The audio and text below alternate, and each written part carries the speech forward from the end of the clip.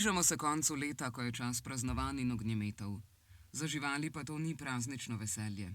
Glasni poki in svetleči bliski jim povzročajo strah in stres, nekatera bitja pa zaradi tega lahko celo umrejo. Pirotehnika v vseh oblikah vpliva negativno na živali. Se pravi, glasno poka, so zvoki, ki ne vejo, od kje pridejo, zakaj so se kar naenkrat pojavili. To so lahko svetlobni učinki. Za ptice je nevarno tudi, kar vdihnejo, ker so pač v zraku bližje tem ostankom, ki ostanejo od raket. Tako da prednosti pozitive za živali v pirotehniki ni.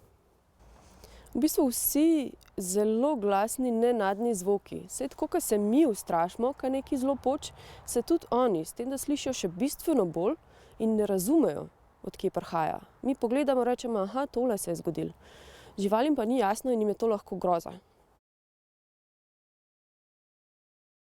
Živali so bolj občutljive tako na glasnost zvoka kot na frekvenco. Njihova ušesa namreč zaznavajo tudi frekvence, ki jih naše uho ne zazna, ne glede na jakost zvoka. Poki petard in ognjemetov in tudi grmenje in strele so tako močni in prihajajo od tako daleč, da recimo pes ne more določiti točnega izvora zvoka. To ga še dodatno prestraši, saj med pokanjem ne more pobegniti. Če imate domačo žival, če je to notranja domača žival, s psom, ko greste na sprehod, nekam, kjer ni pokanja, čez dan, na kratko, če ima težave s tem, lahko se posvetujete s strokovnjakom, mogoče za kakšen preparat, da malo pomaga omiliti živčnost, jim pripraviti varno zavetje, nekam, kjer se lahko skrijejo, da so v bližini z družino, ker jim to pomeni največjo tolažbo. Vse zunanje živali pa omogočiti notranje bivanje vsaj za ta čas. Je tudi hud mraz lahko, tako da v vsakem primeru je super, da imajo neko notranjo opcijo, kjer se lahko v bistvu skrijejo in pred zvoki, pred svetlobo, pred mrazom.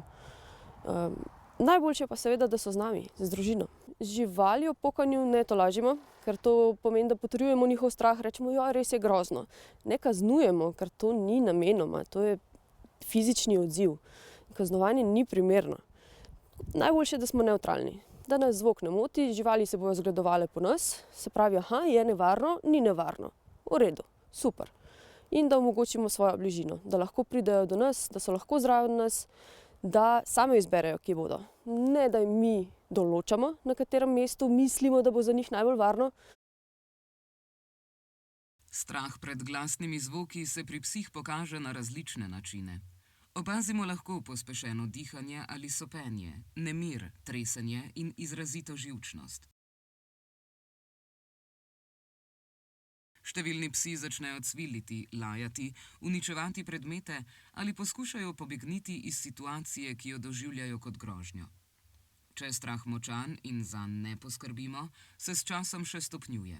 Lahko preraste v pravo fobijo, neobvladljiv in pretirano močan odziv na dražljaj, kot je pok pirotehničnega sredstva.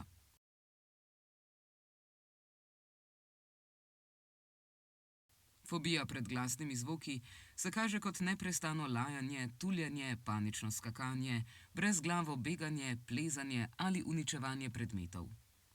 V poskusu pobega se lahko pes celo resno poškoduje. Manjše živali, kot so zajci, morski prašički, papige in druge ptice, so na pokanje še bolj občutljive. Uporaba pirotehnike pa zelo škoduje tudi divjim živalim.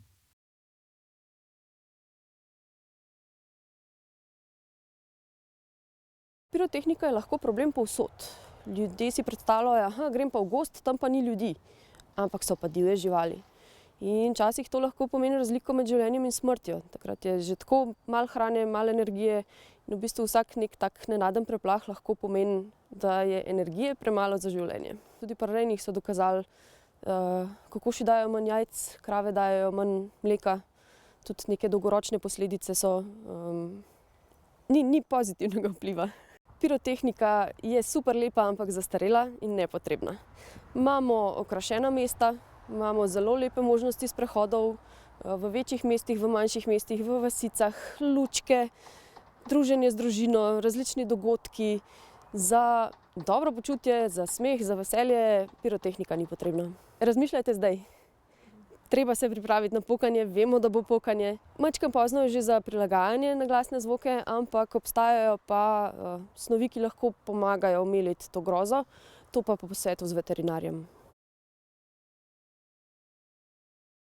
Na voljo so tudi nekatera zdravila, ki delujejo na centralni živčni sistem.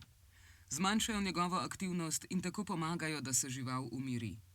Takšna zdravila lahko predpiše le veterinar, ki žival predhodno pregleda ter prilagodi izbiro in odmerek njenim potrebam in trenutnemu stanju. Kljub temu lahko veliko naredimo tudi sami, predvsem tako, da se izognemo uporabi pirotehnike in s tem preprečimo stres, strah ter nevarnost za živali okoli nas.